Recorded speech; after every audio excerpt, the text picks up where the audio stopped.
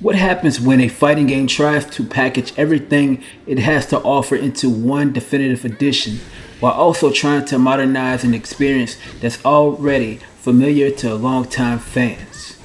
Dead or Alive 6 Last Round attempts to do exactly that by combining its fast-paced combat, expanded roster, visual improvements, and additional features into a single package that is designed to be the ultimate version of the game. This isn't about reinventing the series, it's about refining what was already there, polishing the experience, and giving both newcomers and returning fans a complete way to jump into the world of Dead or Alive.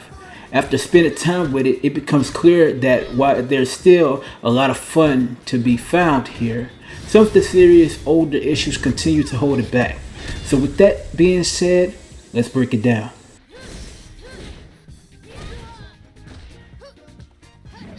The presentation of Dead or Alive 6 Last Round is a mix of modern improvements and older design choices that don't always age as well.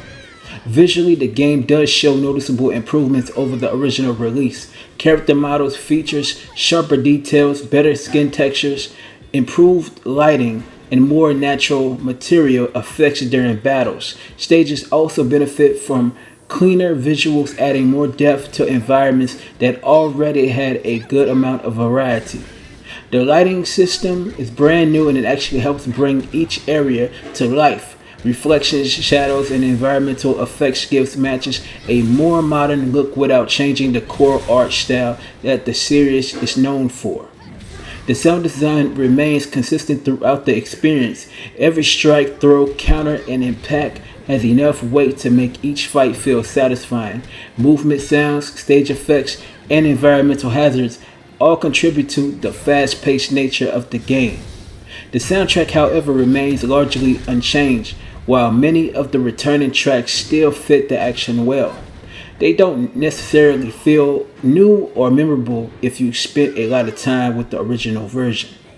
Performance is one of the game's strongest areas. On Xbox Series X, the game runs at a stable 60 frames per second, keeping combat smooth, responsive, and consistent even during flashy special moves and stage transitions.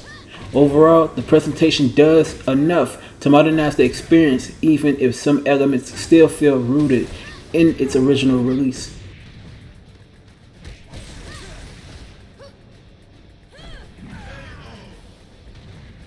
The gameplay continues to be the heart of Dead or Alive 6 Last Round, and it remains one of the fastest and most accessible 3D fighters available.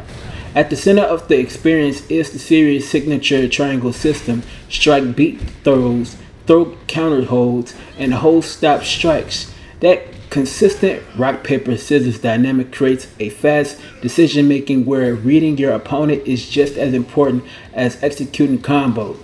Combat feels quick, fluid, and highly responsive. Whether you prefer aggressive offense or a more defensive playstyle built around well-timed counters, the system provides plenty of flexibility. For newer players, the Fatal Rush system makes it easier to perform flashy combinations without memorizing long input strings. While veterans may still prefer manual combos, this feature helps lower the barrier of entry without completely removing the game's competitive depth. The break gauge adds another layer of strategy. As the meter fills, you can activate break blows for high damage attacks or use break holds to escape pressure during defensive situations. Learning when to spend this resource can often determine the outcome of close matches. The stage themselves also play an important role. Many arenas features multi-level designs, destructible environments, wall combos, cliff drops, and explosive hazards that keep fights feeling dynamic. Positioning becomes just as important as your combo execution. Content is also fairly robust. The game includes a roster of 29 playable characters, along with story mode, arcade, survival, training, quest mode, online play, and several other modes that offer plenty of replay value. Photo mode is a nice addition for those who enjoy capturing cinematic moments. You can adjust camera angles, poses, facial expressions, lighting, and other settings to create custom screenshots. Overall, the gameplay remains fast, smooth, and easy to pick up while still offering enough depth for us players who want to master its system.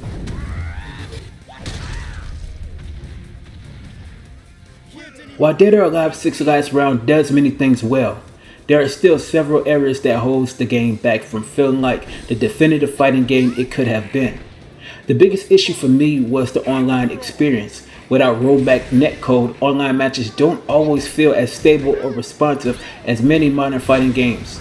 Connection quality can vary noticeably, making precise timing more difficult during competitive play. The lack of crossplay is another missed opportunity. Being limited to your platform reduces the availability player base, which can lead to longer matchmaking times and smaller online community over time. I was also disappointed to see that the tag battle still hasn't returned. For many longtime fans like myself, that mode was one of the series' most enjoyable features, and its absence continues to be noticeable. Content expansion also feels more conservative than I expected. While everything is packaged together nicely, there aren't many new stages, characters, or major gameplay systems that make this feel like a significant evolution over the previous version. The DLC structure remains another frustration. Even with this addition, certain cosmetic items and extra content may still require separate purchases, which can actually make the game, the complete experience more expensive than expected, like $1,200 worth. During gameplay, I also experienced occasional input delays that made certain moves feel less responsive, particularly during quick exchanges where precise timing matters most.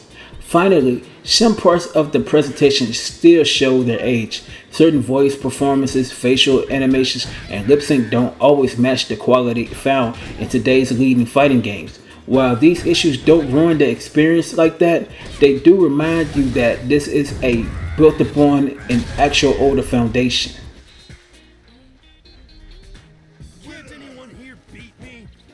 When everything is taken into account, Dead or Alive 6 Last Round remains an enjoyable 3D fighter that still delivers fast combat, satisfying mechanics, and a solid amount of content. Its strong core gameplay, responsive controls, interactive stages, and accessible combat system makes it easy to recommend to the fans of the series or players looking for another competitive fighter. However, the absence of rollback netcode, the lack of crossplay, missing modes, limited new content, and some agent presentation elements prevent it from feeling like a complete evolution many of us players may have been hoping for. It's still a good fighting game, but it doesn't fully reach its potential. For that, I give Dead or Alive 6 Last Round a 3 out of 5. Thank you for tuning into the best place for independent gaming journalism, and that's the Gamer section. If you enjoyed this review, be sure to hit that like button, subscribe to the channel, and turn on notifications so you'll never miss out latest on our news, reviews, impressions, and gaming coverage from the Gamer section.